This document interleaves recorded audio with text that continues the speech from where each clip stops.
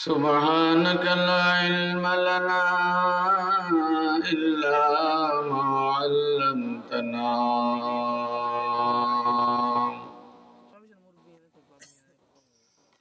إنك أنت العليم الحكيم.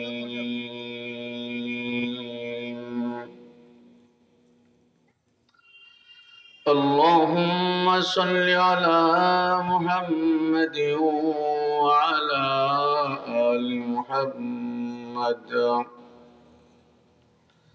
كما صليت على إبراهيم وعلى آل إبراهيم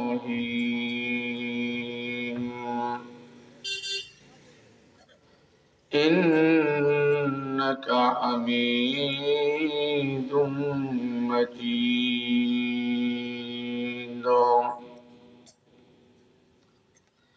اللهم بارك على محمد وعلى آل محمد كما باركت على إبراهيم وعلى آل إبراهيم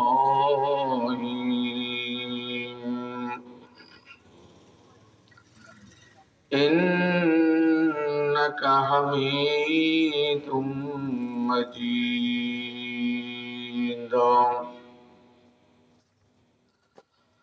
बता हमको तेरी राह किस तरफ है,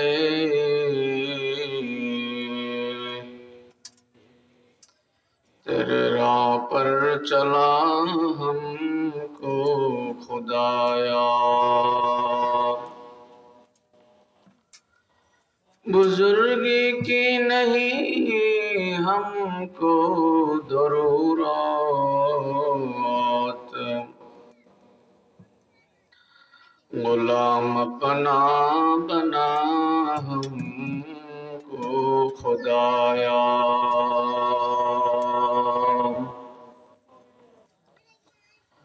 क़ल्ब ज़ाकिर दे मुझे और रोने वाली आँख दे,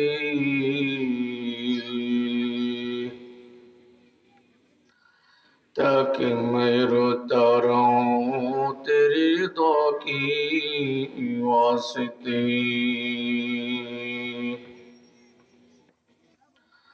दौड़ता है दिल बसोए गैर तुआ हसरता, दिल की हालत को बदल दे ऐ खुदाए बेनज़ीर।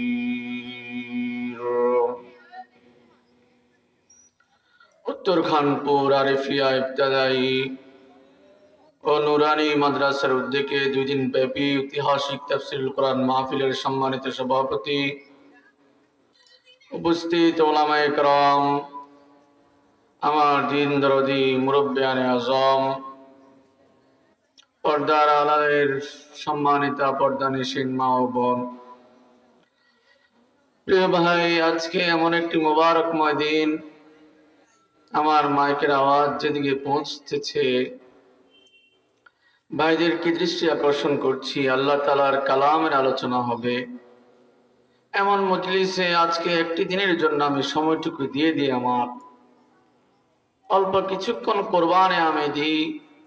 হয়তো আল্লাহ তাআলা আমাকে এই কোরবানির বিনিময়ে হয়তো আল্লাহ তাআলা আমাকে জান্নাত দান করবেন। আমি একটি আয়াত কারিমা তেলাওয়াত করেছি, সূরা কসসের 84 নম্বর আয়াত। এই আয়াতের তাফসীর করার চেষ্টা করব। তাফসীর করার যোগ্যতা আমাদের আসলে নেই।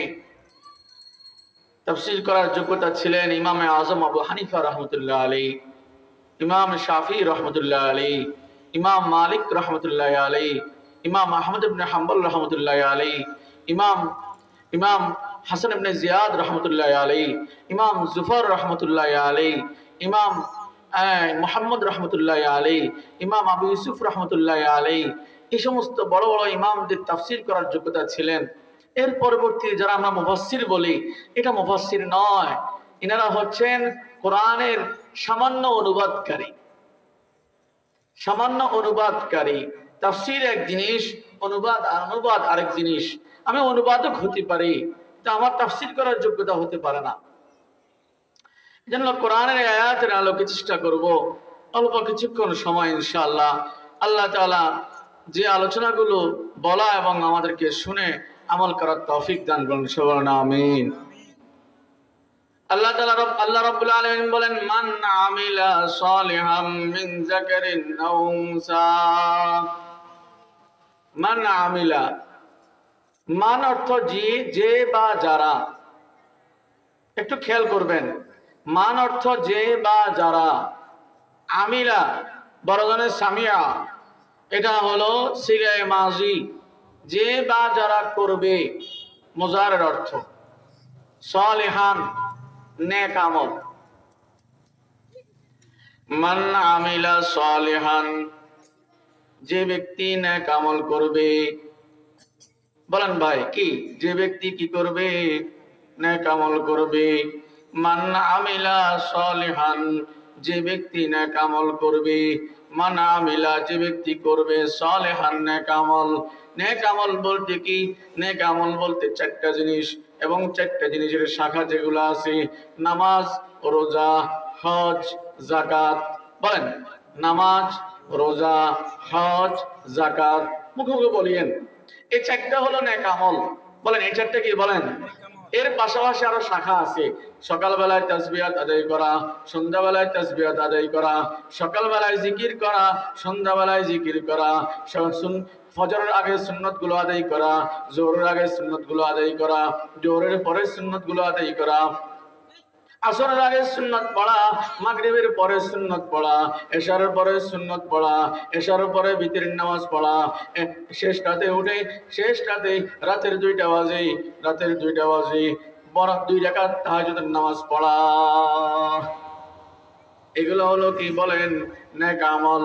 মান আমিলা সালিহা, আল্লাহ তাআলা বলেন যে বা যারা নেক আমল করবে, নেক আমল করবে, নেক আমল করবে, নেক আমল করবে, নেক আমল করবে। যে বা যারা নামাজ পড়বে, যে বা যারা যাকাত দিবে, যে বা যারা হজ আদায় করবে, যে বা যারা রমজান মাসের মধ্যে একবার, পুরা বছরের মধ্যে 1 মাস রোজা রাখবে। এরপরে বলছেন ওয়াহুয়া মুমিনুন মিন যাকারিন আও উনসা, চাই তিনি পুরুষ হোক অথবা মহিলা হোক। বলেন, তিনি পুরুষ হোক অথবা কি হোক? যুবক হোক, যুবতী হোক, বৃদ্ধ হোক, বৃদ্ধা হোক, পুরুষ হোক, নারী হোক, যিনি যে বা যারা নেক আমল করবে, মিন যাকারিন, চাই পুরুষ হোক, আও উনসা অথবা মহিলা হোক। তাহলে এই আমলটা শুধু কি পুরুষ না মহিলারাও আছে? যারা বলে না, পুরুষ আছে না মহিলারাও আছে? পুরুষ এবং মহিলা উভয়ই যদি আমল করে, ওয়াহুয়া মুমিনুন, ওয়াহুয়া মুমিনুন, যে অবস্থায় সে ঈমানদার। বলেন, যে অবস্থায় সে কি? ঈমানদার। আরবিতে এটাকে হাল বলে। হাল বমঞ্জলায় শর্ত। শর্ত মানে হলো আগে ঈমান তারপরে নামাজ। বলেন আগে কি? বলেন ঈমান তারপরে নামাজ, আগে ঈমান তারপরে রোজা, আগে ঈমান তারপরে যাকাত, আগে ঈমান তারপরে হজ। ঠিক না বেঠিক? বলেন না ভাই। তাহলে আগে কি লাগবে? ঈমান। ওয়াহুয়া মুমিনুন, শর্ত মুকদ্দম, শর্ত আগে হয়, মাশরুত পরে হয়। বলেন, শর্ত কি হয়? আগে হয়, মাশরুত পরে হয়। তার মানে আগে কি? ঈমান। বলেন আগে ওযু, তারপরে কি? বলেন ওযু আগে, নামাজ কি পরে। ওযু ছাড়া যেমন নামাজ হয় না, ওযু ছাড়া যেমন নামাজ হয় না, ওযু ছাড়া যেমন নামাজ হয় না, ঈমান ছাড়া আমলে সালেহ হবে না। বলেন ঈমান ছাড়া কি হবে না? বলেন আমলে সালেহ হবে না। ওযু ছাড়া যেমন কি হয় না? নামাজ হয় না, ঈমান ছাড়া আমলে সালেহ হবে না। ওযু হলো নামাজের শর্ত। বলেন ওযু কি? আচ্ছা, নামাজের বাহিরে এবং ভিতরে কয় ফরজ? জোরে বলেন না, কয় ফরজ? বাইরে কয় ফরজ? 7 ফরজ। শরীর পাক, কাপড় পাক, নামাজের জায়গা পাক, সতর, ঢাকা, কেবলামুখী হওয়া, ওয়াক্ত মতে নামাজ পড়া, নামাজের নিয়ত করা, এগুলো নামাজের শর্ত। বলেন এগুলো কি? বলেন এগুলো ছাড়া নামাজ হবে? শরীর পাক ছাড়া নামাজ যেমন হবে, শরীর পাক ছাড়া নামাজ হবে না, কাপড় পাক ছাড়া নামাজ হবে না, জায়গা পাক ছাড়া নামাজ হবে না, না কেবলমুখী হওয়া ছাড়া নামাজ হবে না, সতর ঢাকা ছাড়া নামাজ, নিয়ত করা ছাড়া নামাজ হবে না। ঠিক না ঠিক বলে না ভাই? যেমনই ভাবে নামাজ হওয়ার জন্য শরীর পাক হওয়া লাগে, কাপড় পাক হওয়া লাগে, জায়গা পাক হওয়া লাগে, সতর ঢাকা লাগে, কেবলামুখী হওয়া লাগে, নিয়ত করা লাগে, ওযু করা লাগে, তেমনি ভাবে আমলে সালেহ হওয়ার জন্য আগে ঈমানটা লাগবে। ঠিক না ঠিক বলেন না ভাই? আর কি লাগবে বলেন? ঈমান। ঈমান কি জিনিস বলেন? লা ইলাহা ইল্লাল্লাহ বলেন সবাই, লা ইলাহা ইল্লাল্লাহ, লা ইলাহা ইল্লাল্লাহ, লা ইলাহা ইল্লাল্লাহ মুহাম্মাদুর রাসূলুল্লাহ। এই কালিমাটাকে বিশ্বাস করা, আল্লাহ ছাড়া কোনো মাবুদ নাই, আল্লাহ ছাড়া কোনো ইলাহ নাই, আল্লাহ ছাড়া কোনো শাসক নাই, আল্লাহ ছাড়া কারো আইন মানি না, আল্লাহ ছাড়া কারো কথা শুনবো না, আল্লাহ ছাড়া কারো কথা অনুযায়ী চলবো না। আমার ব্যক্তিগত জীবনে আল্লাহর আইন চলবে, আমার পারিবারিক জীবনে আল্লাহর আইন চলবে, আমার সামাজিক জীবনে আল্লাহ তাআলার আইন চলবে, আমার ইউনিয়ন পরিষদেও আল্লাহর আইন চলবে, উপজেলাতেও আল্লাহর আইন চলবে, জেলা পরিষদেও আল্লাহর আইন চলবে, পার্লামেন্টেও আল্লাহর আইন চলবে, সংবিধানও কোরআন আল্লাহর আইন দ্বারাই সংবিধান প্রতিষ্ঠা হবে। ঠিক না ঠিক বলেন না ভাই? এটা হলো লা ইলাহা, বলেন না, লা ইলাহা ইল্লাল্লাহ, বলেন লা ইলাহা মানে কি? আল্লাহ ছাড়া কিছুই নাই। বলেন আল্লাহ ছাড়া কি নাই? বলেন বলেন। জমিনেও নাই, আসমানেও নাই, সমুদ্রেও নাই, বন্দরেও নাই, কোথাও আল্লাহ ছাড়া কিছু চলবে না। তুমি যা বলো আমি মানবো, যদি আল্লাহর কথাই বলো আমি মানতে রাজি আছি। ঠিক না বলেন না ভাই? একমাত্র যেখানে যাব সেখানে আমার মালিক থাকবে, পার্লামেন্টেও মালিক থাকবে, সংবিধানেও মালিক থাকবে, কোরআন আমার স্টেজে যেমন কোরআন থাকবে, মিম্বরেও কোরআন থাকবে, মাদ্রাসায়ও কোরআন থাকবে, স্কুলেও কোরআন থাকবে, ভার্সিটিতেও কোরআন থাকবে, বিশ্ববিদ্যালয়ে কোরআন থাকবে, বা আমার হার হার চেয়ারের সামনে কোরআন থাকবে। ঠিক না ঠিক বলেন না ভাই? হ্যাঁ, ইমাম সাহেবের সামনে যেমন কোরআন থাকে, এটা কোরআন ভালো, ইমাম সাহেবের সামনে যেমন কোরআন থাকে, মিম্বারে যেমন কোরআন থাকে, স্কুল মাদ্রাসা যেমন কোরআন থাকে, স্কুলের টিচারের সামনেও কি থাকবে? বলেন বলেন, কোরআন থাকবে।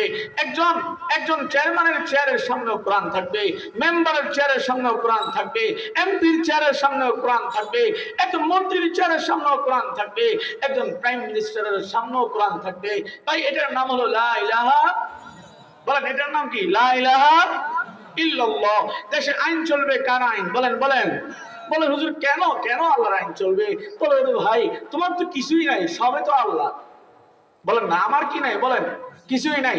লাহু মা ফিস সামাওয়াতি ওয়া মা বাইনাহুমা ওয়া মা তাহতাস সারা। সূরা তাহার মধ্যে আল্লাহ তাআলা বলেন লাহু মা ফিস সামাওয়াতি ওয়া মা ফিল আরদি। সাত আকাশ পুরোটাই আল্লাহ তাআলার মালিকানায়, সাত জমিন পুরোটাই আল্লাহ তাআলার মালিকানায়, সাত আকাশ এবং সাত জমিনের মাঝখানে যা কিছু আছে সব আল্লাহ তাআলার মালিকানায়, সাত জমিনের নিচে যা কিছু আছে সব কার মালিকানায়? বলেন কার মালিকানা?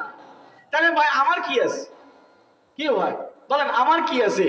কারুনকে মুসা আলাইহিস সালাম আসে বললেন, মুসা আলাইহিস সালাম বললেন কারুন তুমি তোমার সম্পদ থেকে কিছু টাকা পয়সা গরিবদেরকে দিয়ে দাও। কারুন বলেন না না সব তো আমার। বলেন সব কি? বলেন বলেন।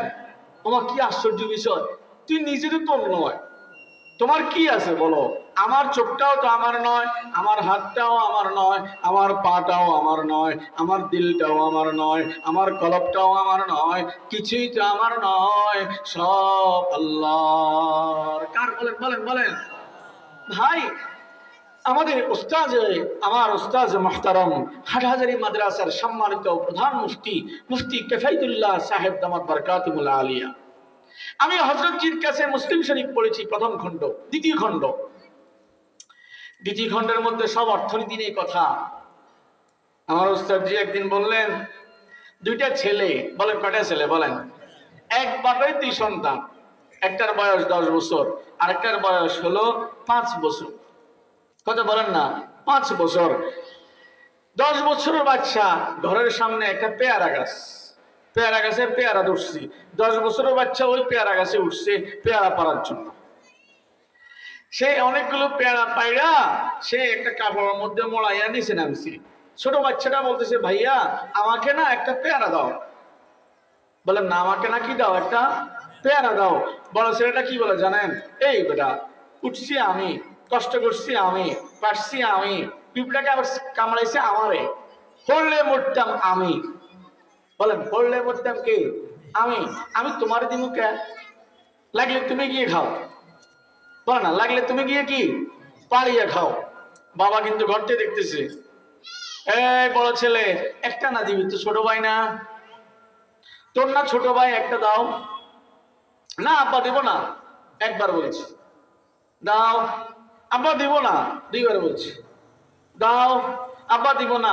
এই মোটা লাঠি গেল খিল, বলেন না, মোটা লাঠিটা নে।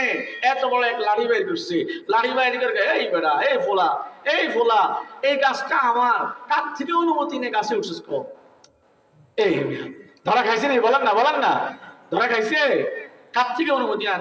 লাগাই দিয়েছে কয়েকটা, ঠাস ঠাস করে কয়েকটা লাগাই। একটা পেয়ারাও তুমি পাবা না। এখন দলের কাঁদে, কথা কান দেখা মুসে আর কি কাঁদে, কয় একটাও তুই পাবি না, সবগুলো এখানে রাখ, ভাগ আমার বাড়ি থেকে। ঠিক না? বলেন না ভাই? ঘরের দরজা বন্ধ। বলেন ঘরের কি বন্ধ? দরজা বন্ধ, খানা বন্ধ। কি ভাই সব বন্ধ তোমার? কেন? প্রথমে যে বলছিল একটা দিবের লাগা, কয়টা বলেন না? একটা যদি দিতা 9টা তুমি খাইতা। এখন একটাও দিলা না, সুতরাং একটাও তুমি পাইবা না। কারণ মালিক কে? বাবা। বলেন মালিক কে? বাবা। রব্বে কারীম ডাক দিয়ে বলেন, তুমি যা অর্থ সম্পদ কামাইবা, তুমি যা অর্থ সম্পদ কামাইবা, কোটি টাকা তুমি কামাইবা, 1000 কোটি কামাইবা, লক্ষ কোটি কামাইবা, তবে এখান থেকে 2.5% আমার গরিব মধ্যেরকে, গরিব বান্দাদেরকে দিয়ে দাও। আমি আল্লাহ তাআলা 97.5 ভাগ তোমারে খাওয়ার অনুমতি দিয়ে দিলাম। এখন কারণ বলতেছে আমি দেব না। কারণ বলতেছে অনেক কষ্ট করে আমি সম্পদ কামাইলাম, অনেক কষ্ট করে আমি অর্থ কামাইলাম, এই অর্থ কামাইতে গিয়ে আমার জীবন পর্যন্ত বিপন্ন হয়ে গেল। আমেরিকাতে পৌঁছতে সমুদ্র ডুবে যাওয়ার মতো সম্ভাবনা ছিল। এখন আমেরিকাতে যাওয়ার পর মাসে আমি 10 লক্ষ টাকা কামাই দিছি। আমি কেন গরিবকে দিব? গরিব যদি টাকাওয়ালা হতে চায় তাহলে আমার মতো টাকাওয়ালা হয়ে দেখাক। রব্বে কারীম বলেন, লাহু মা ফিস সামাওয়াতি ওয়া মা ফিল আরদ। এরে আসমানের মালিক আমি, জমিনের মালিক আমি। ওয়া মা বাইনাহুমা, আসমান এবং জমিনের মাঝখানে যা কিছু আছে সব কিছুর মালিক আমি। ওয়া মা তাহতাস সারা, জমিনের নিচে যা কিছু আছে সব কিছুর মালিক আমি। যদি তুই খাইতে চাস 2.5% দিয়ে দে, আর 10টার মধ্যে 2.5টা ফল দিয়ে দে, 100টার মধ্যে 2.5টা ফল দিয়ে দে, 1000 ফলের মধ্যে 250 ফল দিয়ে দে, 1000 কোটির মধ্যে 250 কোটি তুমি দিয়ে দাও, 100 কোটির মধ্যে 2.5 কোটি তুমি দিয়ে দাও, আর 97.5 কোটি তুমি নিজে ভোগ করো, আমি মানা করব না। কিন্তু যখন তুমি আমার কথা শুনলে না, তবে খেয়াল রাখিও আসমানও আমার, জমিনও আমার। আসমান জমিনের মাঝখানে যা কিছু সবকিছু আমার, জমিনের নিচে যা কিছু আছে সবকিছু আমার। সুতরাং আমার কথা না মানলে আমার গুলায় আমার ফিরে দিতে হবে। তোরে এক বিন্দু পরিমাণে তোমাকে দিব না, সোজা জান্নাতের গেটটা আমি তোমার জন্য আটকাইয়া দিব। ঠিক না? বলেন না ভাই? তাহলে বুঝা গেল জমিনে আমার কিছুই নাই। বলেন জমিনে আমার কি নাই? এই জন্য আমাকে সকালবেলায় বলতে হবে লা ইলাহা ইল্লাল্লাহ। বলেন সবাই লা ইলাহা ইল্লাল্লাহ। আল্লাহ ছাড়া কিছু নাই, আল্লাহ ছাড়া কিছুই নাই, আল্লাহ ছাড়া কারো কোনো ক্ষমতা নাই, আল্লাহ ছাড়া কারো কোনো শক্তি নাই। ইজ্জত দেনেওয়ালাও আল্লাহ, সুস্থ দেনেওয়ালাও আল্লাহ, অসুস্থ দেনেওয়ালাও আল্লাহ, ঈমান দেনেওয়ালাও আল্লাহ, সুখ দেনেওয়ালাও আল্লাহ, অর্থ দেনেওয়ালাও আল্লাহ। লা ইলাহা ইল্লাল্লাহ। বলেন সবাই লা ইলাহা ইল্লাল্লাহ। বলেন আল্লাহ ছাড়া কারো কোনো ক্ষমতা, জোরে বলেন না, কারো কোনো ক্ষমতা। বিশ্বাস আছে তো ভাই? বলেন আসেনি? বলেন বলেন, একটু বুকে হাত দেন, বুকে হাত দেন, একটা বুকে হাত দেন, বাম পাশে হাত দেন। বিশ্বাস আসেনি? জোরে কর না, আসেনি না? সন্দেহ কি? বলেন না, বলেন না ভাই। বলো যে একদম কিনলে পেলেন, কারণ দেখা যায় না। কি যায় না? বলেন না ভাই। ঈমান কি যায় না? বলেন দেখা যায় না। নামাজ দেখা যায়। হুজুর আজি সাহেব নামাজ শুনি, হচ্ছি তো কেমনে? তাই দেখছি। বলেন আমি কি? বলেন না দেখছি। এখন আপনি প্রশ্ন করেন আজি সাহেবের ঈমান আসেনি, কয় তা আছে, তোকে কেমনে কেমনে উত্তর দিবেন? বলেন দেখছি বলতে পারবেন নেই। ঈমান দেখা যায় না। বলেন কি যায় না? বলেন বলেন ঈমান কি যায় না? দেখা যায় না।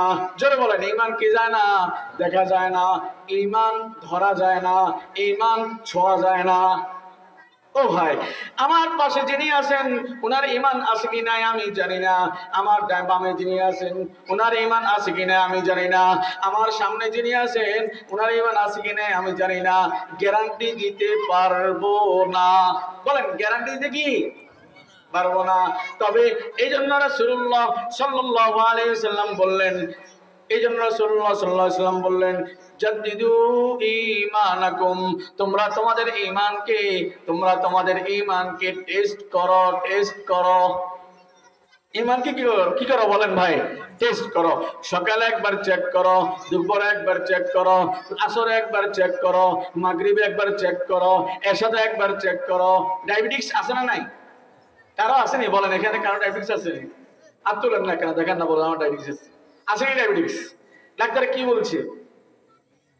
মেশিন একটা কিনবেন, সকালবেলা নাস্তার আগে একবার মাখবেন। বলো না, বলো না, বলো না ভাই।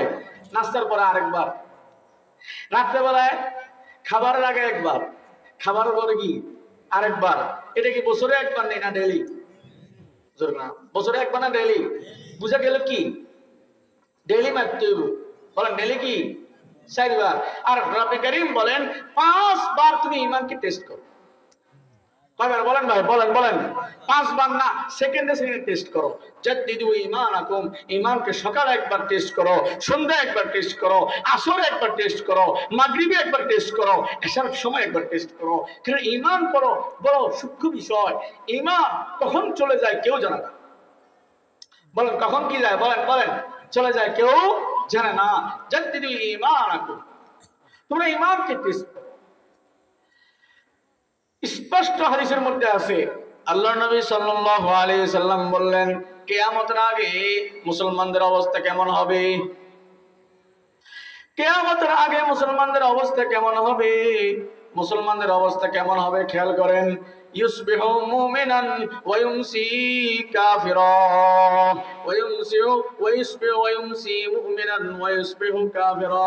সকালবেলায় ঈমানদার, সন্ধ্যাবেলায় কাফের, সন্ধ্যাবেলায় ঈমানদার, সকালবেলায় কাফের। কি ভাই?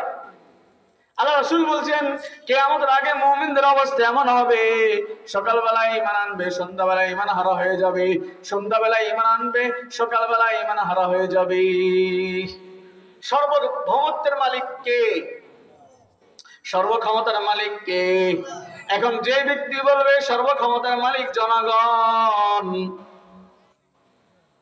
যে ব্যক্তি বলবে সব ক্ষমতার মালিক জনগণ,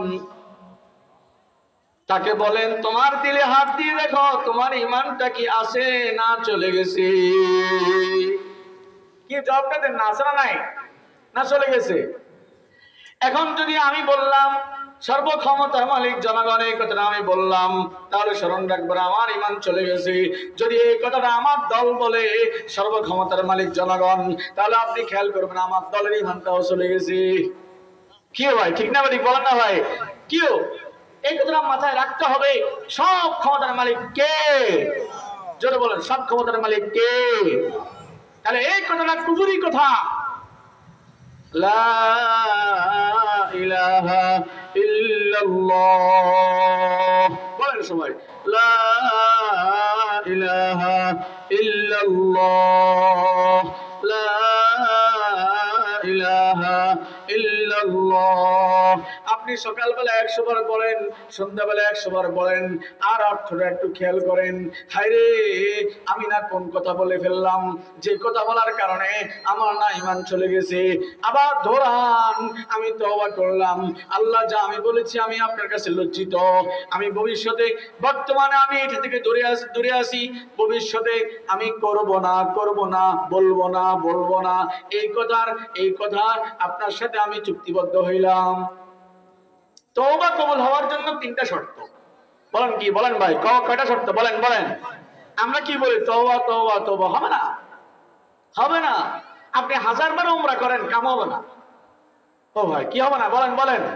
হ্যাঁ, 80 রাকাত নফল নামাজ পড়ে, কয় রাকাত? বলেন না। 80 রাকাত বলে কি বলে? বলেন। ডেইলি বেশি বলে নফল নামাজ। একজন আমাদের তথাকথিত একজন এমপি ছিল, উনি একদিন বললেন যে আমি দৈনিক 80 রাকাত নফল নামাজ পড়ি, কিন্তু ওনার মতবাদটা কি? সর্বক্ষমতার মালিক জনগণ। কি ভাই বলেন, সর্বক্ষমতার মালিক কি? বলেন। নাউজুবিল্লাহ করেন না, নাউজুবিল্লাহ বলেন না। বলে সব ক্ষমতার মালিক কে? আচ্ছা, এই লোক 80 টাকার 80,000 টাকার নফল নামাজ পড়লে লাভ হইব নি? কম বলেন। ওমরা যদি 100 টাকার লাভ হইব নি? কম। তাহলে এই কথাটা বুঝতে হবে। আপনি এই কথাটা মাথায় ঢুকাইতে হবে। লা ইলাহা ইল্লাল্লাহ আমার দিলে বসতে হবে। ঈমান বড় কঠিন জিনিস, ঈমান বড় সূক্ষ্ম জিনিস। হয়তো আছে, না হলে নাই। বলেন, হয়তো আছে, না হলে কি? এমনও হতে পারে সারা জীবন আমি ঈমানের উপর ছিলাম, মৃত্যুর 1 মিনিট আগে ঈমান চলে গেছে। ভাই হতে পারে না? পারে না? বলেন না ভাই। বলেন লা ইলাহা, জোরে বলেন, লা ইলাহা ইল্লাল্লাহ, লা ইলাহা ইল্লাল্লাহ। এই স্লোগানটা নিজের কাছে ভালো লাগতে হবে। মনে মনে বলবেন, হাঁটতে হাঁটতে পড়বেন, শুয়ে পড়বেন, ঘুম থেকে উঠে পড়বেন, মসজিদে গিয়ে পড়বেন, ব্যবসা করতেছেন, ব্যবসার জায়গার মধ্যে একটা তসবিহ রাখবেন, পড়েন না লা ইলাহা ইল্লাল্লাহ। বলেন সবাই, লা ইলাহা। এটা আপনি বলবেন, ঈমান বারবার নবায়ন হবে। ঈমান বারবার কি হবে? বলেন নবায়ন হবে। আপনি যা করেছেন তওবা করে ফেলেন আগে। বলে আল্লাহ যা বলেছি তওবা করলাম, যা করেছি তওবা করলাম। তওবা করতে হলে 3টা শর্ত। বলেন, তওবা কবুল হওয়ার জন্য কয় শর্ত? বলেন। 3টা। ইমাম নববী রাহমাতুল্লাহি আলাইহি, আবু জাকারিয়া ইয়াহইয়া আশ-শরফ আন-নববী রাহমাতুল্লাহি আলাইহি, উনার বিশ্ববিখ্যাত কিতাব রিয়াজুস সালিহিন মিন কালামি সাইয়্যিদুল মুরসালিন, এই কিতাবের মধ্যে উনি উল্লেখ করেন,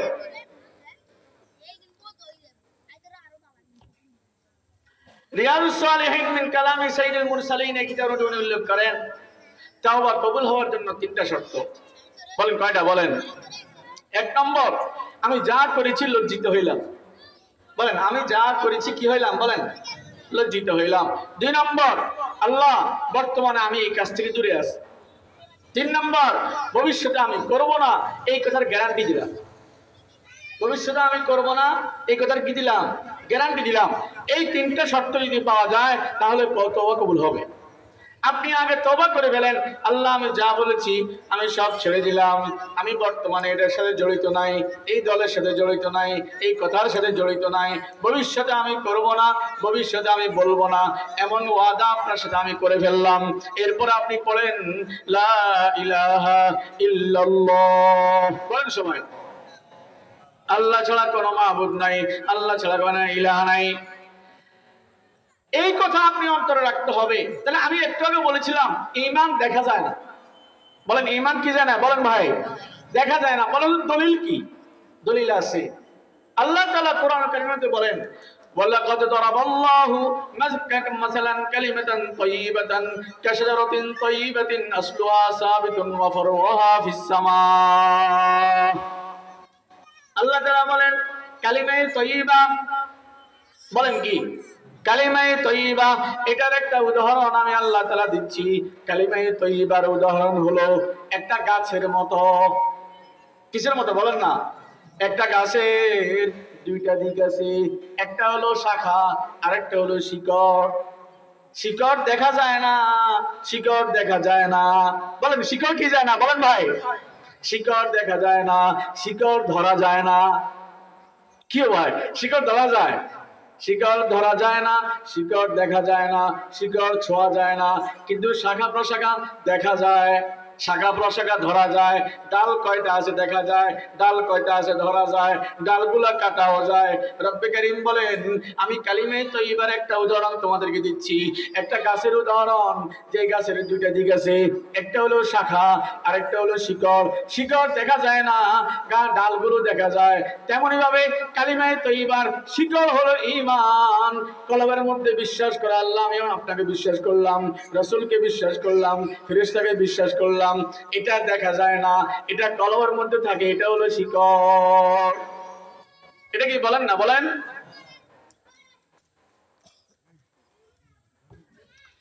এটা হলো শিকড়। তো বলে হুজুর কালিমায়ে তাইয়্যিবার শাখা আবার কি? কালিমায়ে তাইয়্যিবার শাখা আবার কি? কালিমায়ে তাইয়্যিবার শাখা হলো নামাজ, রোজা, হজ, যাকাত। সুবহানাল্লাহ। বলেন কালিমায়ে তাইয়্যিবার শিকড় কি? ঈমান। বলেন কালিমায়ে তাইয়্যিবার শিকড় কি? বলেন ভাই। আর কালিমায়ে তাইয়্যিবার শাখা কি? নামাজ। বলেন না, নামাজ, জোরে বলেন, নামাজ, রোজা, হজ, যাকাত। নামাজ, রোজা, হজ, যাকাত, এই চারটা হলো কালিমায়ে তাইয়্যিবার শাখা। এটা দেখা যায়। নামাজ কে পড়েছে কে পড়ে নাই দেখা যায়। রোজা রেখেছি কি রাখে নাই দেখা যায়। হজ আদায় করেছি করে নাই কি যায় দেখা যায়। ঈমান শিকড় দেখা যায় না। খুব সেনসিটিভ বিষয়, কিন্তু ভাইও দোস্ত হাবাব, দিল থেকে বলি আপনাকে, ও যুবক ভাইয়েরা, ঈমানকে নবায়ন করেন, ঈমানকে হেফাজত করেন। এমন এক দামি জায়গায় আল্লাহ তাআলা ঈমান রেখেছেন যেখান থেকে ধরার কারো কোনো কুদরত নাই। এজন্য আল্লাহ তাআলা বলেছেন মান আমিলা সালিহান, যে ব্যক্তি নেক আমল করবে। বলেন যে ব্যক্তি কি করবে? বলেন নেক আমল মানে নামাজ, রোজা, হজ, যাকাত আদায় করবে। ওয়া হুয়া মুমিনুন, চাই পুরুষ হোক অথবা মহিলা হোক, ওয়া হুয়া মুমিনুন, যদি সে ঈমানদার হয়। যদি সে কি হয়? বলেন ঈমানদার হয়। ঈমানদার হইয়া যদি কেউ নামাজ পড়ে, ঈমানদার হইয়া যদি কেউ রোজা রাখে, ঈমানদার হইয়া যদি কেউ যাকাত দেয়, ঈমানদার হইয়া যদি কেউ তাসবিহাত পড়ে, তাহলিলাত পড়ে, হাওয়াকালাত পড়ে, জিকির করে, সুন্নতে ফজর পড়ে, সুন্নতে আসর পড়ে, সুন্নতে মাগরিব পড়ে, সুন্নতে এশা পড়ে, তাহাজ্জুদ পড়ে, বিতির পড়ে, সমস্ত নেক আমলগুলা করে, সত্য কথা বলে, মিথ্যা বলে না, সুদ খায় না, ঘুষ খায় না, তার ঈমান যদি তার বহাল থাকে, কি থাকে বলেন না ভাই, আমি তাকে দুইটা পুরস্কার দিব। বলেন কয়টা পুরস্কার? দুইটা।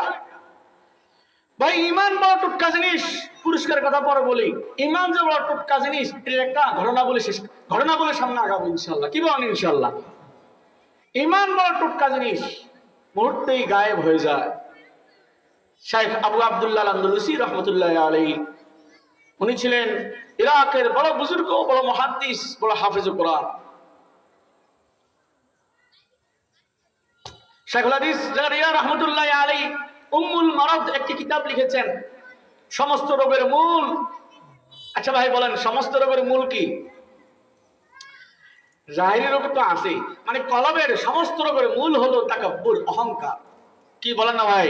অহংকার। উনি ওখানে ঘটনা লিখছেন। শাইখ আবু আব্দুল্লাহ আল-আনদালুসি রাহমাতুল্লাহি আলাইহি ইরাকের বড় আলেম ছিলেন, বড় মুহাদ্দিস ছিলেন, বড় বুজুর্গ ছিলেন। শাইখ আবু আব্দুল্লাহ আল-আনদালুসি রাহমাতুল্লাহি আলাইহি জুনায়েদ বাগদাদী রাহমাতুল্লাহি আলাইহি ওনার শিষ্য ছিলেন। জুনায়েদ ইমাম শিবলি রাহমাতুল্লাহি আলাইহি ওনার শিষ্য ছিলেন। ওনারা একটা দেশে গেছে দাওয়াতি কাজ করতে। কি কাজ বলেন ভাই? দাওয়াতি কাজ। ওখানে যাওয়ার পর দেখলেন যে খ্রিস্টান অধ্যুষিত এলাকা, খ্রিস্টান মেয়েরা ওই এলাকাতে পানি তুলতেছে একটা কূপ থেকে। কি তুলতেছে বলেন? একটা খ্রিস্টান মেয়ের গলার মধ্যে অনেক স্বর্ণ, খুব সুন্দর, চেহারাটা একদম ঝকঝকে, দারুণ এক সুন্দরী এক নারী। হযরত আবু আব্দুল্লাহ আল-আনদালুসী রাহমাতুল্লাহ আলাইহির দৃষ্টিটা ওই মেয়ের দিকে পড়ে গেল। ও ভাই, কত বড় আলেম জানেন? তার 12 লক্ষ শিষ্য ছিল, 12 লক্ষ। ওই কালে ইরাকে বড় বড় খানাকা ছিল। আচ্ছা, ওনার দৃষ্টিটা পড়লো কোথায়? খ্রিস্টান নারীর দিকে। খেয়াল করেন, কার দিকে বলেন ভাই? খ্রিস্টান না। এখানে বসে গেছে, আর উঠে না। সবাই জিজ্ঞেস করলো, হুজুর আপনি উঠেন না কা? কয় যে আমি মেয়েটাকে বিয়ে করব। মেয়েটা তো খ্রিস্টান, আমি করব। হুজুর আপনি ফিরে আসেন।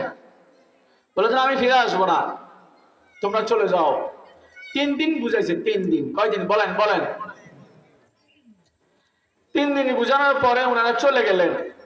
আবু আব্দুল্লাহ আল-আনদালুসী রাহমাতুল্লাহ আলাইহি থেকে গেলেন।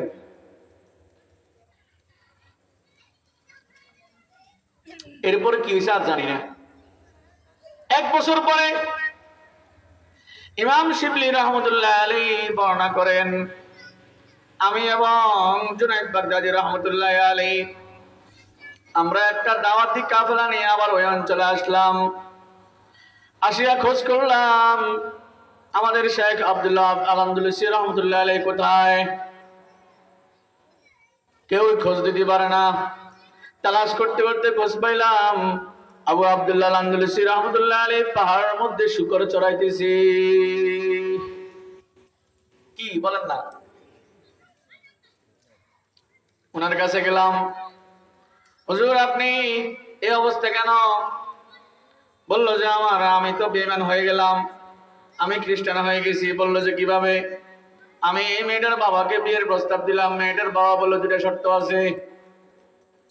1 নম্বর, আপনি ইসলামকে ছাড়তে হবে, খ্রিস্টান ধর্ম গ্রহণ করতে হবে। নাউজুবিল্লাহ বলেন না। 2 নম্বর, আমাদের যে শুকুরগুলো আছে এই শুকুরগুলো আপনি 2 বছর চড়াইতে হবে। কয় বছর বলেন না? শেখ আব্দুল্লাহ আল-আনদালুসী রাহমাতুল্লাহ আলাইহি চোখের পানি ছেড়ে দিয়ে বললেন, ও জুনাইদ, আমার কি হয়েছে আমি জানি না। আমি সঙ্গে সঙ্গে রাজি হয়ে গেলাম, সব শর্ত পূরণ করছি, মেয়েটাকে আমার কাছে বিয়ে দিয়ে দেওয়া হলো। ইমাম শিবলি রাহমাতুল্লাহ আলাইহি দাওয়াত দিলেন, হুজুর আপনি ফিরে আসেন, ফিরে আসেন, ফিরে আসেন। কিন্তু আব্দুল্লাহ আল-আনদালুসী রাহমাতুল্লাহ আলাইহি রাজি হচ্ছেন না। তখন ইমাম শিবলি রাহমাতুল্লাহ আলাইহি জুনাইদ বাগদাদী রাহমাতুল্লাহ আলাইহি আল্লাহ তাআলার কাছে হাত তুললেন, মালিক গো, আপনি সমুদ্রকে পাহাড় বানাইতে পারেন, পাহাড়কে সমুদ্র বানাইতে পারেন, শহরকে একটা বিরান ভূমি বানাইতে পারেন, বিরান ভূমিকে একটা শহর বানাইতে পারেন। আমাদের শেখ আব্দুল্লাহ আল-আনদালুসী রাহমাতুল্লাহ আলাইহি 12 লক্ষ হাদিসের হাফেজ ছিল। আমাদের শেখকে আপনি আমাদের কাছে ফিরাইয়া দেন। ওনার লক্ষ লক্ষ ওনার শিষ্য আছে, ওনাকে আপনি ফিরাইয়া দেন। হাজার হাজার মাদ্রাসাগুলো অনাবাদ হয়ে গেছে, ওনাকে আপনি ফিরাইয়া দেন। যজস্র জোরে জোরে ওরা আল্লাহ তাআলার কাছে কান্নাকাটি শুরু করলেন। ইমাম শিবলিও কান্দে, হযরতে জুনাইদ বাগদাদী রাহমাতুল্লাহ আলাইহি কাঁদতেছেন। এই কান্নার ভিতরে হযরত আবু আব্দুল্লাহ আল-আনদালুসী রাহমাতুল্লাহ আলাইহির চোখের পানি পড়তেছে। ওনারা কান্নাকাটি করে চলে আসলেন। হঠাৎ করে দেখলেন ইরাকের নদী থেকে সাঁতরাইয়া সাঁতরাইয়া এক লোক আসতেছে। বলল যে জুনাইদ আমার ধর। জুনাইদ বাগদাদীর কাছে আসলেন, দেখলেন এটা তো আমাদের শেখ আবু আব্দুল্লাহ আল-আনদালুসী রাহমাতুল্লাহ আলাইহি। ওনাকে এখান থেকে তুললেন, ওনার সেই বিশাল বড় খানাকা, বিশাল বড় শিষ্যদের সেই বিশাল মসজিদে নিয়ে গেলেন। ওনাকে সেখানে নিয়ে সেখানে উনি গোসল করলেন, উনি কাপড় পরলেন।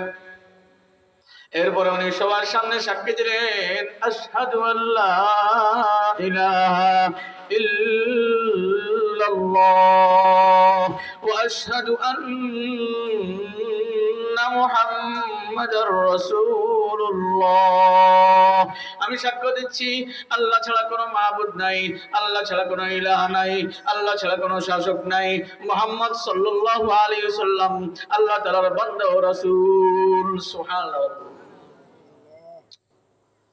সবাই অবাক হয়ে গেলেন। ইমাম শেখ আব্দুল্লাহ আল-আনদালুসী রাহমাতুল্লাহি আলাইহি আবার স্টেজে বসে গেলেন। আবার লক্ষ লক্ষ শিষ্য ওনার ছাত্ররা হাজির হয়ে গেল।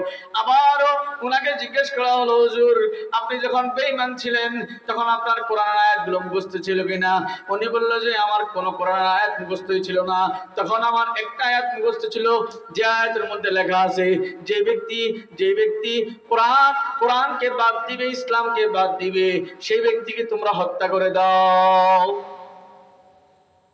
আর লক্ষ লক্ষ হাদিসের মধ্যে আমার কোন হাদিস মুখস্থ ছিল না, মাত্র একটা হাদিস মুখস্থ ছিল। ক্বালা রাসূলুল্লাহ সাল্লাল্লাহু আলাইহি ওয়াসাল্লাম মান বাদদালা দীনাহু ফাকতুলুহু, যে ব্যক্তি আমার দিনকে পরিবর্তন করে ফেলবে, আমার দিনকে ছাড়িয়ে, আমার ধর্মকে ছাড়িয়া অন্য কোন ধর্ম গ্রহণ করবে, তাকে তোমরা হত্যা করে দাও। এই হাদিসটা ছাড়া বেঈমান অবস্থায় আমার কোন হাদিসে আর মুখস্থ ছিল না। এখন জিজ্ঞাসা করা হলো, হুজুর এখন ঈমান আনার পরে আপনার 12 লক্ষ হাদিস মুখস্থ ফিরে আসছে কিনা? বলল যে এখন ঈমান আনার পরে 12 লক্ষ হাদিস হুবহু আমার মেধার মধ্যে আল্লাহ তাআলা আবার নিয়ে আসছে। 30 পারা কোরআন আল্লাহ তাআলা আবার আমার কলিজার মধ্যে আল্লাহ তাআলা আবার ঢেলে দিয়েছে। সুবহানাল্লাহ, আল্লাহু আকবার। আজীব এক ঘটনা। পরের দিন সকালবেলায় বাদে ফজর উনার ছাত্রদেরকে নিয়ে উনি ক্লাস করতেছিলেন। হঠাৎ করে একজন মহিলা আসলেন, মাথা থেকে পা পর্যন্ত কাপড় দিয়ে ঢাকা।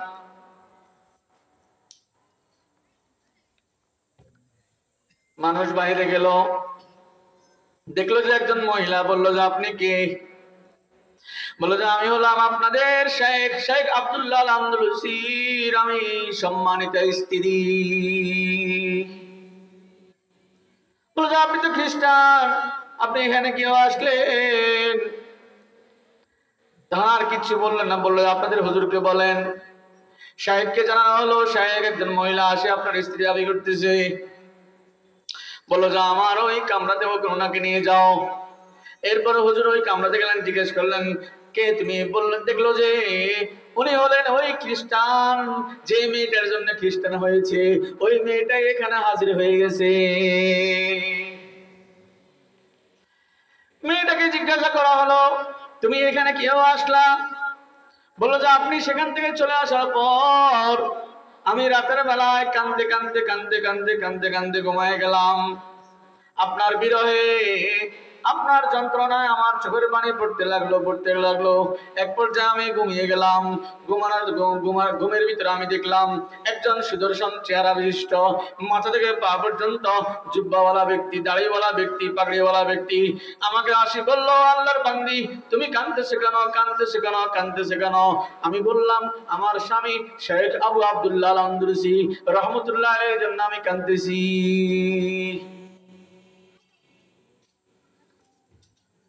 আমাকে ওই ব্যক্তি বললেন, তুমি কি ওনার কাছে যেতে চাও? আমি বললাম আমি যেতে চাই। বলল যে তাহলে তুমি কালেমা গ্রহণ করতে হবে। বলল যে আমি গ্রহণ করব, কি পড়তে হবে বলেন? বলল যে তুমি পড়ো লা ইলাহা ইল্লাল্লাহ মুহাম্মাদুর রাসূলুল্লাহ। সুবহানাল্লাহ। মেয়েটা বললেন আমি সঙ্গে সঙ্গে এই কালিমাটা পড়ে ফেললাম। এই কালিমাটা পড়ে ফেলার পরে আমি ওনাকে জিজ্ঞেস করলাম আপনি কে? বললো যে আমি হলাম সমুদ্রের একজন নবী, আমার নাম খাজির আলাইহিস সালাম। আজীব এক ঘটনা। খাজির আলাইহিস সালাম বললেন তুমি কি এখন যেতে চাও? বললো যে জি। তখন কিন্তু তাহাজ্জুদের সময়, ফজরের আগ দিয়া। বললো তুমি চোখটা বন্ধ করো। তখন আমি চোখটা বন্ধ করলাম। সঙ্গে সঙ্গে বললে, এরপরে আমাকে বললেন তুমি চোখটা খোলো। আমি চোখটা খুলেই দেখলাম আমি মসজিদের সামনে। সুবহান। আসলে সমুদ্রের ওই পাড়ে, এখন আসছে কি ইরাকে জামা মসজিদের সামনে। কি হয়, এরপরে খাদিজা ইসলাম গায়েব হয়ে গেলেন।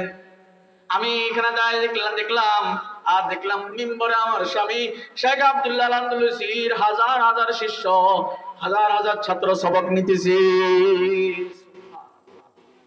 এই ঘটনাটা কেন বললাম জানেন? ঘটনা বলার উদ্দেশ্য ছিল না, ঘটনাটা বিশ্বস্ত বড় কিতাবগুলোর মধ্যে আসছে, বড় বড় কিতাব। মূল ঘটনা হলো পরবর্তীতে শেখ আব্দুল্লাহ আল আন্দলুসি রাহমাতুল্লাহকে জিজ্ঞাসা করা হয়েছিল, হুজুর আপনি এত বড় ব্যক্তি, আপনি ঈমান হারা হলেন কেন?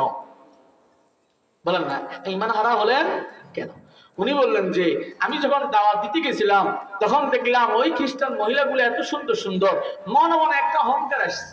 কি আসছে বলেন ভাই? অহংকার। হায় রে, এত সুন্দরী সুন্দরী নারী, এগুলো বুঝি জাহান্নামে যাইবো আর আমরা জান্নাতে যাব। কি ভাই, এই যে একটা অহংকার আসছে। সেন্টারটা হাসানাতুল আবরার সাইয়্যাতুল মুকাররাবিন। দূরের মানুষ যদি কোনো সাধারণ কাজ করে এটা দোষ হয় না, কাছের মানুষ যদি সাধারণ কাজও করে ওটা দোষ হয়ে যায়। কি হয়ে যায় বলেন? দোষ হয়ে যায়। পার্শ্ববর্তী কোনো ছেলে যদি এই দোষ, কোনো ছোট্ট একটা অন্যায় করে আপনি কিছু বলেন না, কিন্তু আপনার ছেলে যদি ওই অন্যায়টা করে মোটা লাঠি দিয়া, বাকি আছে নি বলেন না ভাই? হ্যাঁ, আর কিছু বাকি আছে? কিচ্ছু বাকি নাই।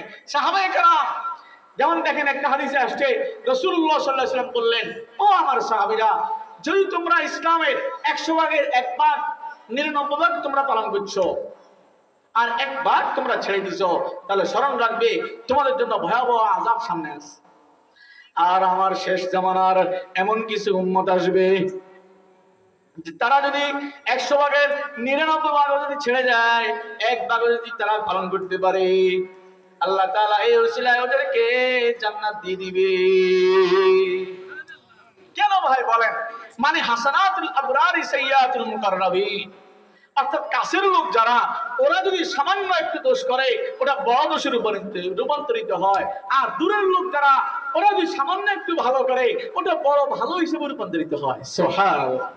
কি ভাই, ঠিক না ঠিক? এখন শেখ আব্দুল্লাহ আল আন্দলুসি রাহমাতুল্লাহি আলাইহি উনি কত বড় ব্যক্তি ছিলেন? যত বড় ব্যক্তি অত বড় বিপদ। বলেন, যত বড় কি বলেন ব্যক্তি অত বড় কি বিপদ। জিক্কে বেড়া একটা মুসিবত।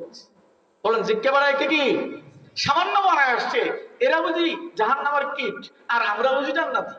এই অহংকারটাই কাল হয়ে দাঁড়ালো। উনি বলেন সঙ্গে সঙ্গে একটা পাখির মতো কি যেন একটা জিনিস আমার কলব থেকে উড়ে চলে গেছে। তখন আমি বুঝতে পারলাম সেটাই হলো ঈমান। বলেন, সেটা কি বলেন না ভাই?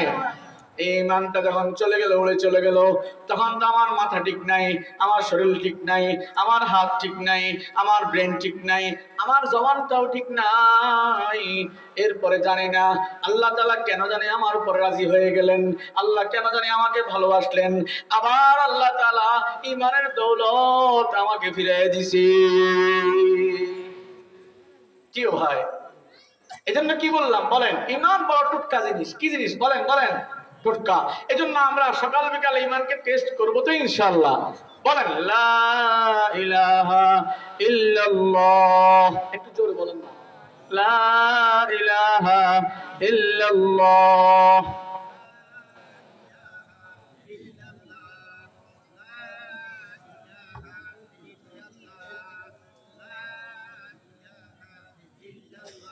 খেয়াল করেন, এরপরে আল্লাহ তাআলা কি বলেন? যারা ঈমান আনবে, ঈমান আনিয়া নেক আমল করবে, ঈমান আনিয়া কি বলবে বলেন? বলেন, নেক আমল করবে, আমি ওদেরকে 2টা পুরস্কার দেব। কয়টা বলেন না? বলেন, হাত তুলে দেখান, কয়টা পুরস্কার? فلنحيينه حياة طيبة ولنجزينهم أجرهم بأحسن ما كانوا يعملون। আমি আল্লাহ তাআলা ওদেরকে 2টা পুরস্কার দিব, দুনিয়াতে একটা, আখিরাতে একটা। সুবহানাল্লাহ। বলেন, দুনিয়াতে একটা, আমি ওদেরকে দুনিয়াতে একটা পুরস্কার দিব। বলো হুজুর সেটা কি? হায়াতে তয়্যিবা, সুখময় জীবন, সুখ সুখ সুখ। সুবহানাল্লাহ। কি বলেন? সুখ। জোরে বলেন না, কি? সবাই বলেন সুখ, সুখময় জীবন টাকা দিয়ে সুখ আসে না, ক্ষমতা দিয়ে সুখ আসে না। ঠিক না বলেন না ভাই? পাগল হয়ে গেছে, পাগল। কি হয়ে গেছে বলেন? পাগল হয়ে গেছে, ক্ষমতা হারাই গেছে। যে ক্ষমতা নাই তো মাথা ঠিক নাই। কি ভাই, এই জন্য আবল তাবল বকে। বকেন না বকেন না? বলেন বলেন। হ্যাঁ, এখন সব খারাপ। আসলে আমি ছিলাম খারাপ, আমার দোষ আমার বুঝে আসে না, এই জন্য ক্ষমতা দিয়ে সুখ আসে না। ঠিক না বেটি? বলেন না ভাই? টাকা দিয়েও কি আসে না? আমার জানা মতে কোটি টাকার মালিক এক লোক, রাতের বেলায় 12টা বাজে বিবি যান মোটা একটা লাঠি নিয়ে দৌড়ানো শুরু করছে। 5 তলা থেকে দৌড়াইয়া নামি লিফট করে যান নিয়ে বাঁচাইছে। কোটি টাকার মালিক। কি মালিক বলেন না ভাই? কারণ সব সম্পদ ম্যাডামের নামে। কেউ বলেন সব সম্পদ কার নামে? আমরা অনেক যুবক ভাইরা আছেন, অনেক মুরব্বীরা আছেন, বিদেশে থাকে, আর বিবি জানকে এত ভালোবাসেন, সব টাকা পাঠায় বিবির অ্যাকাউন্টে। আছে না নাই? বলেন না ভাই? সব জায়গা কিনে বোন নামে। আছে না নাই? বলেন না? এর সময় আসলে সবকা চাই। ঠিক না বেটি? বলেন না ভাই? লাঠি নিয়ে দৌড়ায় কেন? সব তো আমার। তোমার কি? কি ভাই সব তো কি? বলেন বলেন। আর আমরা তো এমন এক মানুষ, বাঙালিরা অতীত ভুলে যাই। অতীত কি যায় বলেন? ভুলে যায়। আমার সামনেরটা খেয়াল থাকে, অতীত কি থাকে না বলেন? খেয়াল থাকে না। বলে আমার টাকাগুলো কে দিল? স্বামী দিল, ভুলে গেছে। এই জন্য টাকা দিয়ে সুখ আসে না, ক্ষমতা দিয়ে কি আসে না বলেন? সম্পদ দিয়েও আল্লাহ পরীক্ষা করে, সম্পদ নিয়েও আল্লাহ পরীক্ষা করে। বলেন, সম্পদ দিয়েও আল্লাহ কি করে? পরীক্ষা করে। সম্পদ নিয়েও আল্লাহ তাআলা পরীক্ষা করে। সম্পদ দিয়া আল্লাহ তাআলা চায়, বলেন সম্পদ দিয়ে আল্লাহ তাআলা চায় কোন ব্যক্তি আমার শুকর আদায় করে, কোন ব্যক্তি আমার শুকরিয়া আদায় করে। সম্পদ দিয়ে আল্লাহ তাআলা চায় 100 কোটি টাকার মালিক হয়ে গেল, 1000 কোটি টাকার মালিক হয়ে গেল, লক্ষ কোটি টাকার মালিক হয়ে গেল, রব্বে কারীম চায় কে আমার শুকরিয়া আদায় করে। ঠিক না বলেন না ভাই? যদি কোনো ব্যক্তি শুকরিয়া আদায় করে, আল্লাহ তাআলা ওকে 2টা পুরস্কার দিবে। 2টা পুরস্কার, একটা হলো দুনিয়াতে আর একটা হলো আখিরাতে। বলে হুজুর দুনিয়াতে কি পুরস্কার দিবে? শুকরিয়া আদায় করলে, শুকরিয়া আদায় করলে দুনিয়াতে পুরস্কার দিবে। লাইন শাকারতুম লাযীদান্নাকুম ওয়া লাইন কাফারতুম ইন্না আযাবি লাশাদীদ। যদি তোমরা আমার শুকরিয়া আদায় করো, আমি ওয়াদা দিলাম, এখন যদি তুমি 100 কোটি টাকার মালিক হও, আমি তোমাকে 1000 কোটির মালিক বানায় দিব। যদি তুমি এখন যে পরিমাণ সম্পদের মালিক হও, আমি তোমাকে তার ডবল বানায় দিব। লাইন শাকারতুম লাযীদান্নাকুম, আমি তোমাকে বাড়ায় দিব, আমি তোমাকে বাড়ায় দিব, আমি তোমাকে বাড়ায় দিব। আরেকটা দিব আখিরাতে। সুবহানাল্লাহ বলেন না? আরেকটা কি বলেন না? ওয়াসানাজিজিশ শাকিরিন, আমি আখিরাতে আমি যেরকম বড়, আমি আন্দাজে আমার হাতে আমি তোমাকে দান করব। কি ভাই? সম্পদ না দিয়েও আল্লাহ পরীক্ষা করে। বলেন সম্পদ না দিয়েও আল্লাহ কি করে? পরীক্ষা করে। টাকা নাই, পয়সা নাই, গরিব মানুষ, রব্বে কারীম কয় এই লোকটা আমার উপর সবর করে কিনা, এই লোকটা আমার সবর করে কিনা। সবর হয় 3 কাজে। দিলে দিলে আল্লাহর উপর অসন্তুষ্ট না হওয়া 1 নম্বর, দিলে দিলে আল্লাহর উপর অসন্তুষ্ট না হওয়া 2 নম্বর, মুখে আল্লাহ তাআলার উপর কোনো অভিযোগ না করা 3 নম্বর, সম্পদ না দেওয়ার কারণে কোনো নাফরমানি না করা।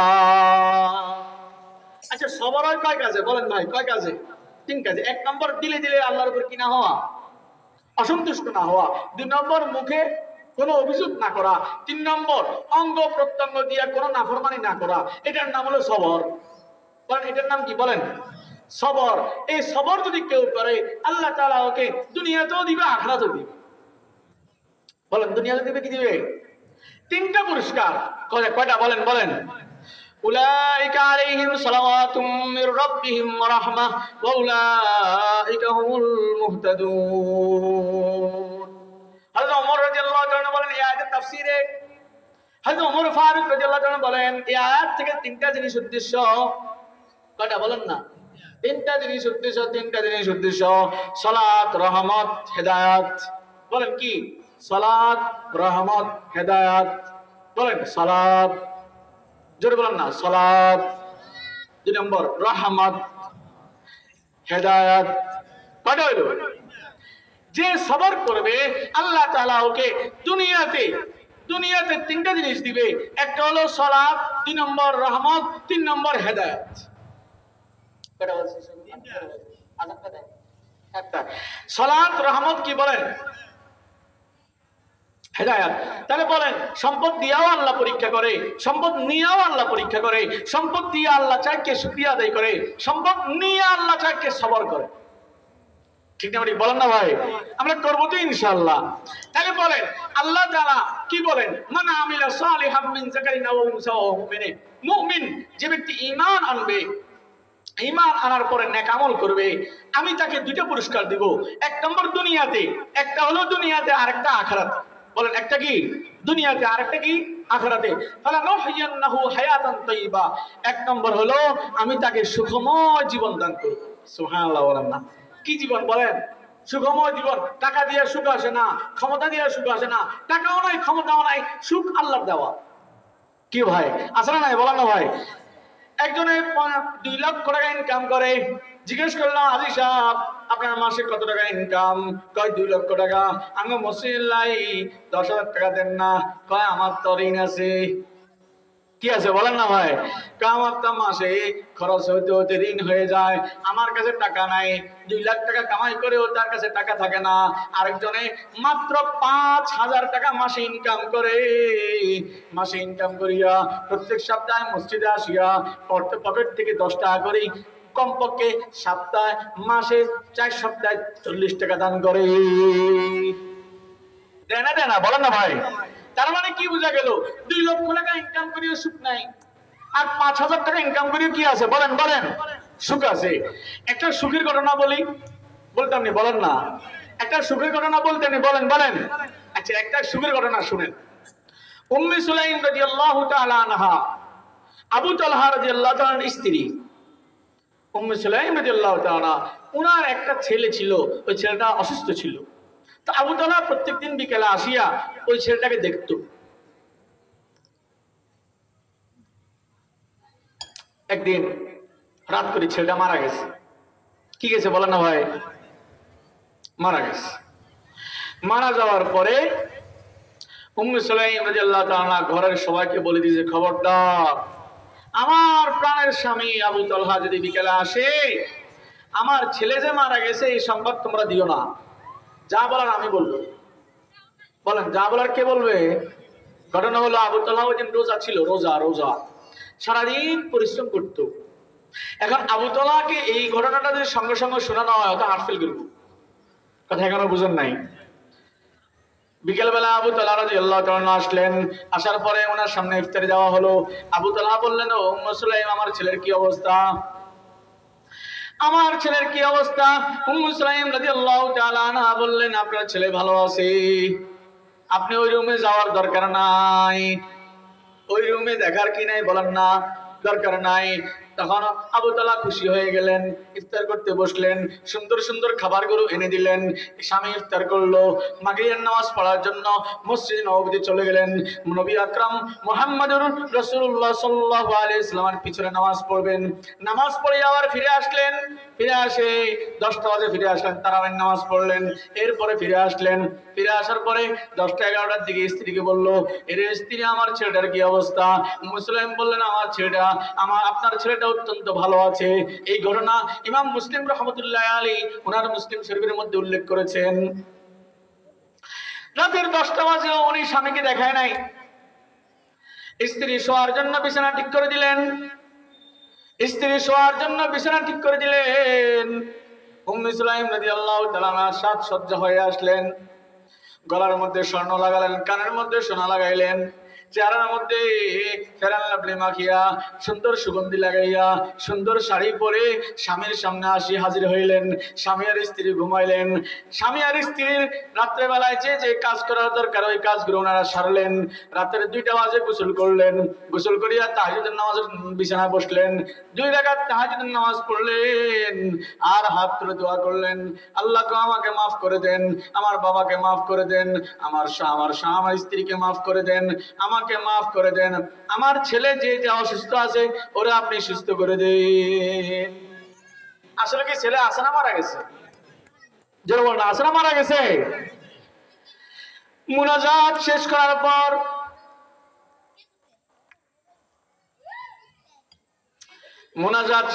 পর উম্মু সুলাইম রাদিয়াল্লাহু তাআলা আনহা বললেন, স্বামী একটা কথা বলতাম আপনাকে।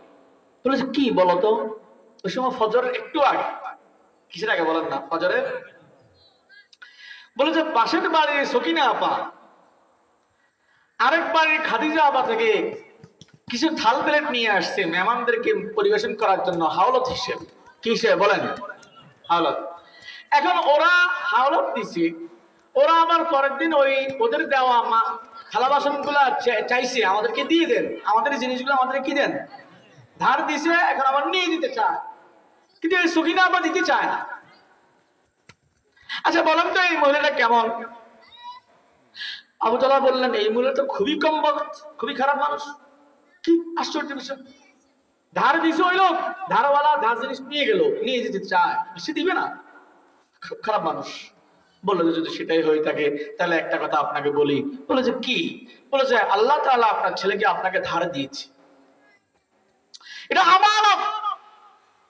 এই সন্তান আল্লাহ আপনাকে হাওলাত দিয়েছিল, আবার আল্লাহ তাআলা ডাক দিয়ে এই সন্তানটাকে নিয়ে গেছে। সুতরাং আপনি মন খারাপ করবেন না, ওই কমবক্ত মহিলার মতো হবেন না। সুবহানাল্লাহ। কথা এখনো বুঝুন না, বুঝছেন? আবু তালহা কি বলে তুমি? আমার ছেলে দৌড়ে গিয়ে দেখলো যে ছেলে মারা গেছে, মনের কষ্ট, চোখের পানি গড় গড় গড় গড় করে পড়তেছে।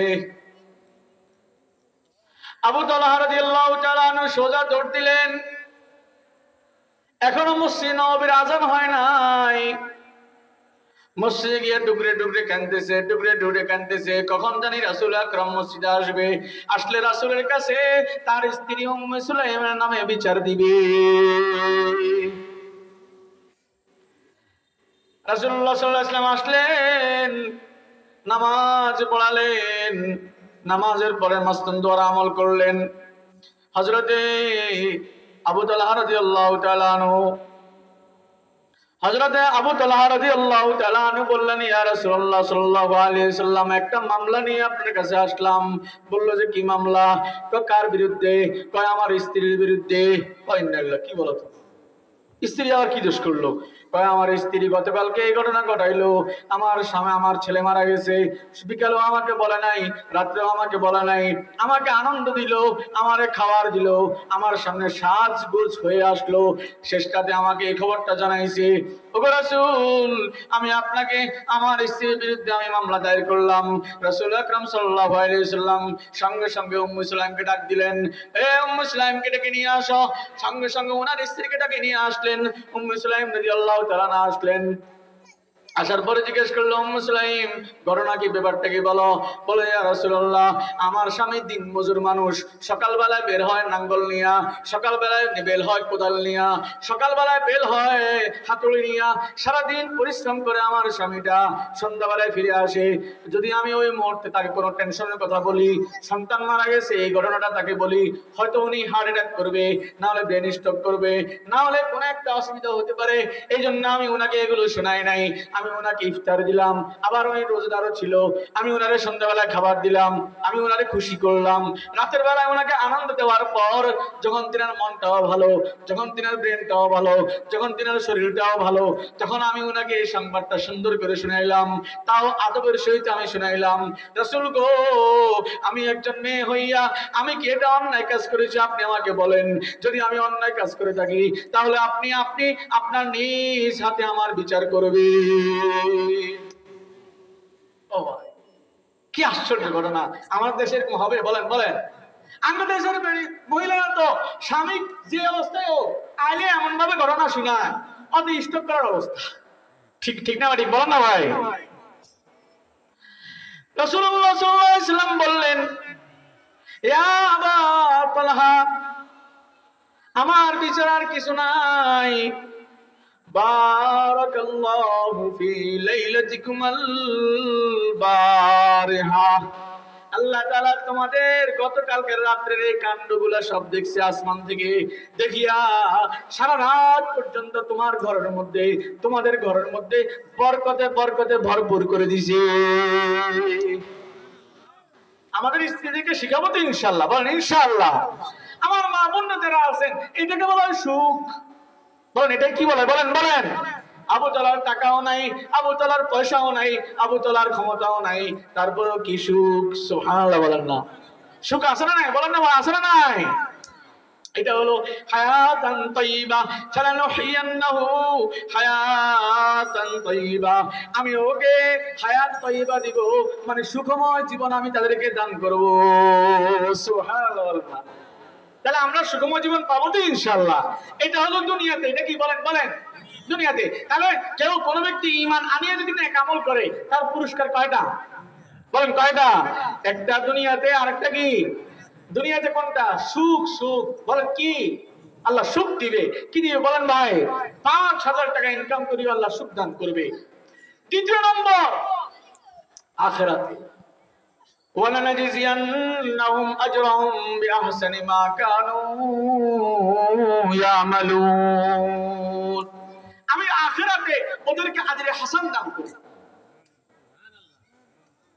সুবহানাল্লাহ বলেন না, আস্তে কথা জোরে বলেন সুবহানাল্লাহ। আখিরাতে আমি ওদের কি দেব বলেন? আজরে হাসান মানে আখিরাতে আমি ওদেরকে নিজ হাতে দান করব। আর কেমনে বুঝতাম গো?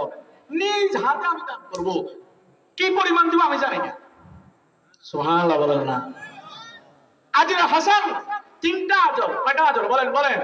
কোরআনে তিনটা আজর আসছে। আজরান হাসানা, আজরান কারীমা, আজরান আযীমা। আজরান হাসানা মানে সুন্দর সুন্দর আজর দান করব। আজরান কারীমা মানে দামি দামি আজর দান করব। আজরান আযীমা মানে বড় বড় দান করব। সুবহানাল্লাহ। তাহলে বলেন আজরান কারীমা, তিনটা আজর আল্লাহ কিয়ামতের মাঠে দিবে। একটা হলো আজরান কারীমা, দামি দামি জিনিস দিবে। ২ নম্বর আজরান আযীমা, বড় বড় জিনিস দিবে। ৩ নম্বর আজরান হাসানা, সুন্দর সুন্দর জিনিস আল্লাহ তাআলা আমাকে দান করবে। একটা ছোট ছোট করে বলে যাচ্ছি, কারণ 10 মিনিট 5 মিনিট সময় আছে, 5-7 মিনিট। তিনটার ছোট ছোট ব্যাখ্যা দিচ্ছি। আজরান কারীমা অনেক দামি দামি জিনিস দিবে। কি দামি জিনিস দিবে? কি দামি জিনিস দিবে? দুনিয়াতে দামি বলতে কিচ্ছু নাই। দামি হলো আল্লাহ তাআলার কাছে। দুনিয়া আল্লাহ তাআলার কাছে যদি মশার পাখা পরিমাণও দামি হতো, আল্লাহ তাআলা দুনিয়াকে রাখতেন না। তার মানে দুনিয়া আল্লাহর কাছে দামি নয়। দুনিয়ার গুলশান আল্লাহর কাছে দামি নয়, বনানী দামি নয়, কানাডা দামি নয়, নিউ ইয়র্ক দামি নয়, দুবাই দামি নয়, বুর্জ আল খলিফা দামি নয়। দামি কোনটা? দামি কোনটা? দামি হলো জান্নাত। সুবহানাল্লাহ বলেন, দামি কোনটা বলেন বলেন? জান্নাত। জোরে বলবেন, দামি কোনটা বলেন? এখন আসেন দলিল। বুখারী শরীফের হাদিস, রাসূল আকরাম সাল্লাল্লাহু আলাইহি ওয়াসাল্লাম বললেন ৩২৫০ নম্বর হাদিস। বলেন কত নম্বর? ৩২৫০ নম্বর হাদিস।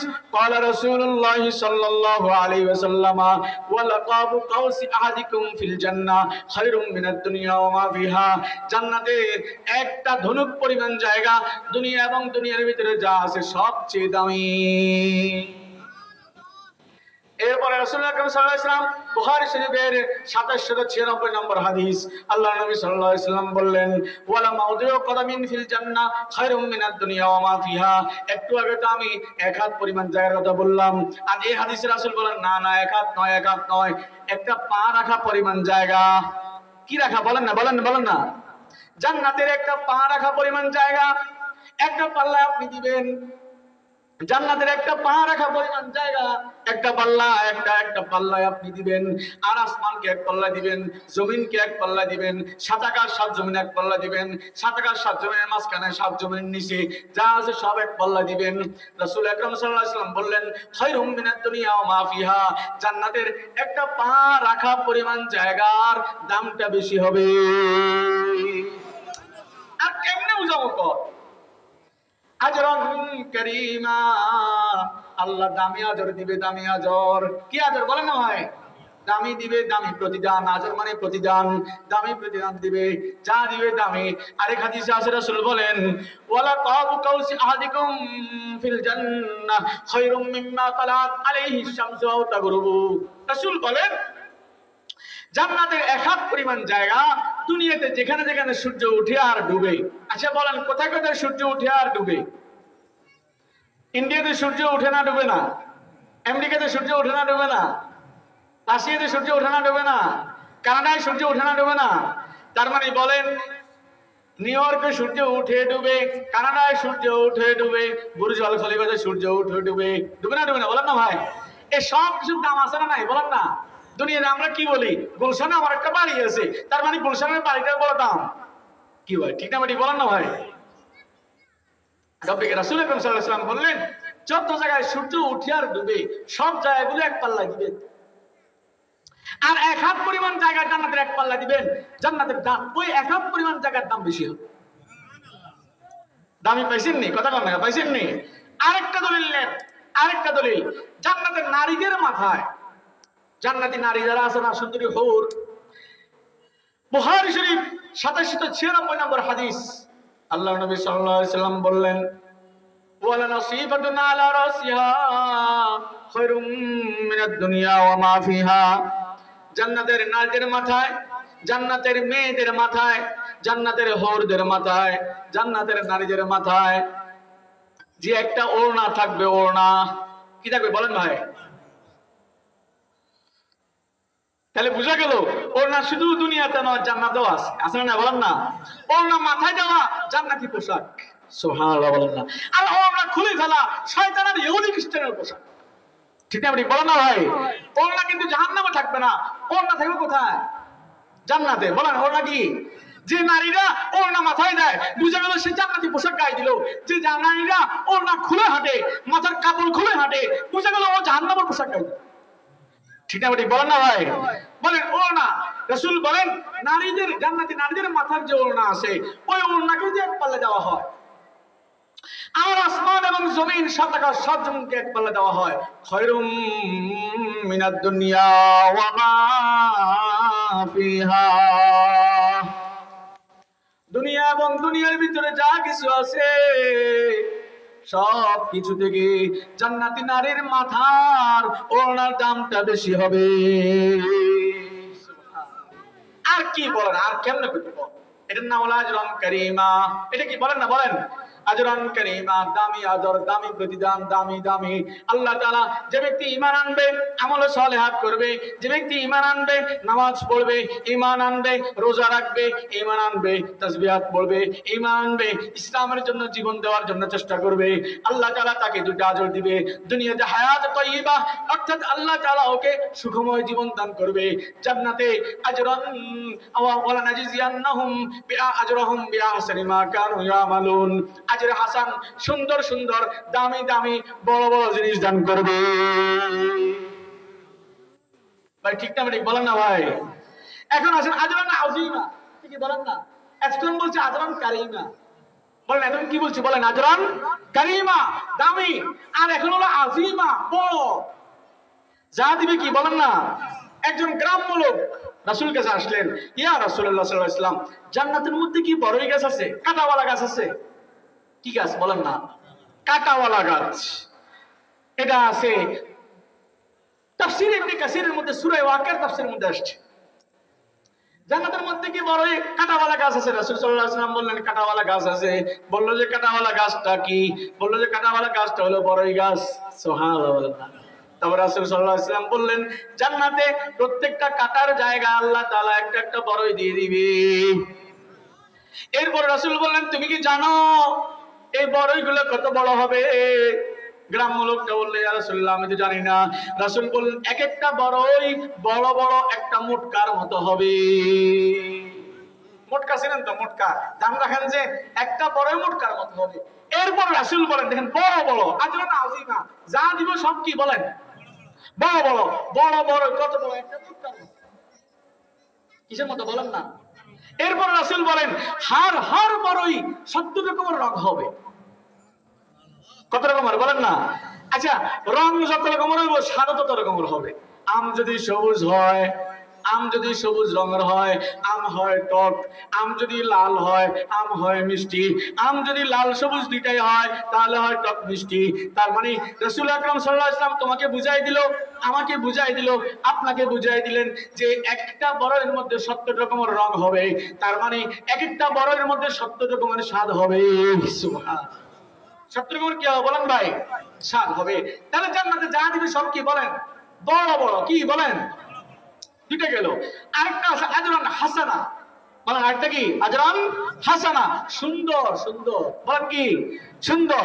সুন্দর মানে জান্নাতে যে ঢুকবে সেই সুন্দর হয়ে যাবে। কেমন সুন্দর হবে জানেন? এইটা বলে শেষ করে দিচ্ছি কেমন সুন্দর হবে। ইবনুল কাইয়িম আল জাওজিয়া রাহমাতুল্লাহি আলাইহি ওনার বিখ্যাত গ্রন্থ আল ওয়াবিলুস সাইয়্যিব এই কিতাবের মধ্যে উনি উল্লেখ করেছেন। উনি বলেন জান্নাতি স্বামীরা যখন জান্নাতি নারীদের সামনে দাঁড়াবে, জান্নাতি স্বামীরা যখন নারীদের সামনে কি করবে? দাঁড়াবে। নারীদের চেহারা এত সাদা হবে, নারীদের চেহারার সামনে স্বামীর চেহারা দেখা যাবে।